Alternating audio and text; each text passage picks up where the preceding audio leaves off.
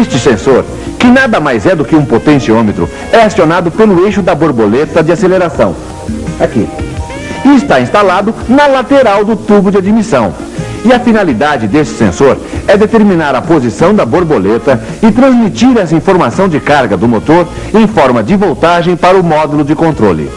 Um sinal de aproximadamente 4,55 volts indica borboleta totalmente aberta. Já um sinal de borboleta fechada indica uma voltagem baixa.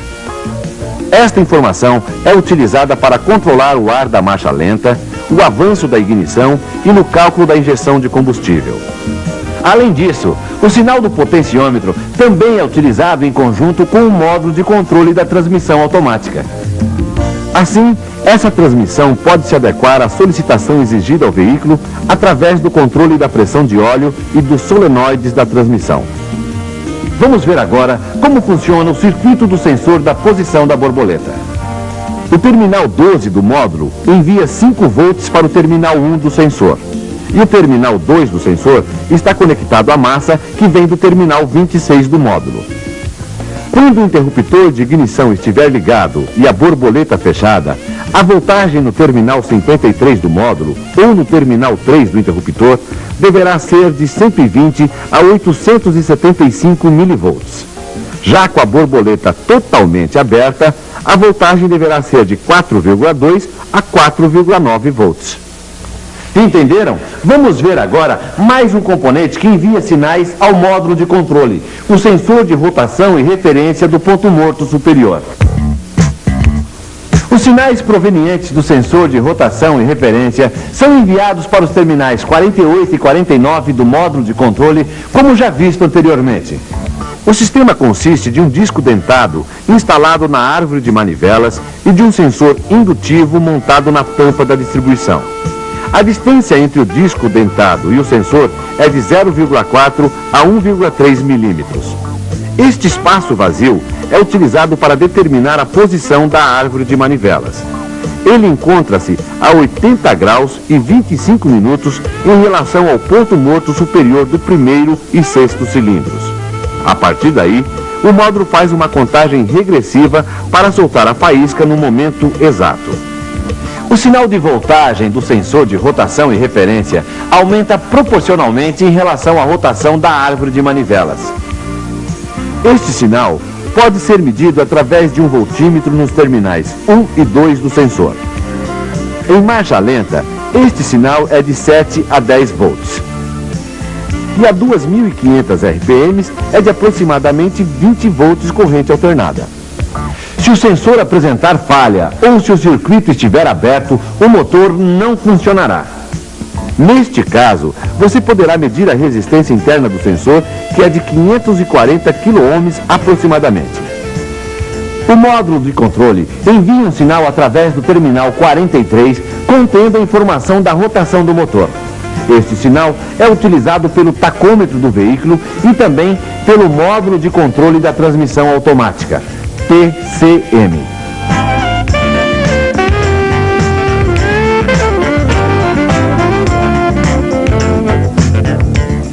Olha, eu reconheço que é muita informação, mas elas são muito importantes para você efetuar um diagnóstico correto. Por isso, vamos dar um tempinho para saber se tudo que foi dito até aqui você compreendeu. Com vocês, o nosso primeiro teste da apostila. Vamos prosseguir com outros componentes que enviam sinais ao módulo de controle, vendo as características e funcionamento do sensor de massa de ar do tipo película térmica. O sensor de massa está localizado no tubo de admissão de ar e é utilizado para medir a massa de ar consumida pelo motor através de uma película de cerâmica que deve estar sempre a uma temperatura constante. A massa de ar tende a esfriar essa película e a corrente necessária para aquecê-la novamente é interpretada pelo módulo como a quantidade de ar que passa pelo sistema. Se houver falha no medidor de massa de ar, o módulo de controle passa a considerar as informações do sensor de posição da borboleta juntamente com os dados gravados em sua memória para calcular a massa de ar. Nesta condição de falha, como nas demais, a luz de advertência do motor acenderá no painel. Mas vamos ver como funciona o sensor de massa de ar. O medidor de massa de ar é alimentado no terminal 3 através do terminal 87 do relé principal. Já o terminal 2 do sensor recebe massa do terminal 30 do módulo de controle. Esta informação de temperatura é enviada através de tensão do terminal 4 do sensor ao terminal 7 do módulo. Já o terminal 1 do sensor é massa permanente. Para saber se o sensor está enviando o sinal ao módulo, devemos medir a voltagem no terminal 4 do sensor em relação à massa. Esta pode variar de 0,8 volts em marcha lenta a 5 volts a plena carga. Como você já sabe, os tempos mudaram e com a injeção eletrônica a tecnologia trabalha para você. Vamos ver como. Conhecendo o sensor de oxigênio que monitora a presença de oxigênio nos gases de escapamento. Este sensor consiste de um eletrólito de zirconita entre duas placas de platina. Quando a zirconita entra em contato com o oxigênio, ele torna-se condutor elétrico. O sensor está instalado de forma que o gás de escapamento passe na sua parte inferior através de aletas. O ar externo entra na parte superior do sensor e flui para baixo até uma câmara interna. Nesta condição, uma diferença de potencial ou voltagem é gerada entre as duas placas de platina. Esta voltagem situa-se numa faixa de 100 a 900 milivolts, dependendo do conteúdo de oxigênio no gás de escapamento. Se a mistura ar-combustível estiver rica, ou seja, com pouco oxigênio, faz com que a diferença de voltagem entre as placas aumente. Quando a mistura ar-combustível estiver pobre, ou seja, com muito oxigênio, como no caso de uma entrada de ar falsa, isso faz com que a placa torne-se mais positiva, diminuindo a voltagem. O módulo de controle reconhece estas informações e tenta corrigir a mistura através de seu integrador e das leituras em bloco, Block Learning.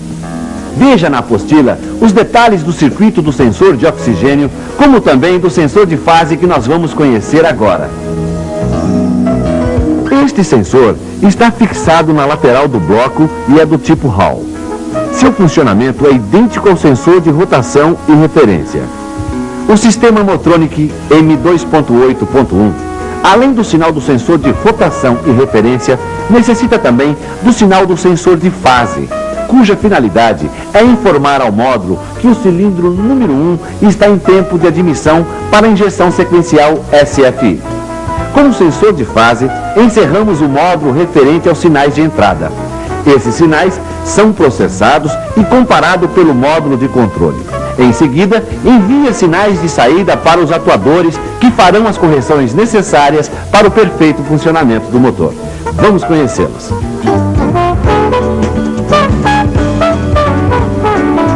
Os injetores estão localizados nesta caixa térmica e são alimentados pelo relé principal, os quais são energizados quando o interruptor de ignição estiver ligado. O módulo de controle conecta os injetores à massa de forma que todos os 6 cilindros serão energizados individualmente e no tempo correto e ainda recebem a mesma amplitude de pulso. Quando a voltagem da bateria estiver baixa, o módulo de controle faz a compensação aumentando o tempo da injeção. Desta forma, o sistema garante que a quantidade exata de combustível seja injetada. Para verificarmos se os injetores estão ok, devemos medir sua resistência interna, a qual deve ser de aproximadamente 17 ohms. Se precisarmos verificar sua alimentação, utilizamos uma lâmpada de teste nos terminais, dando a partida no motor.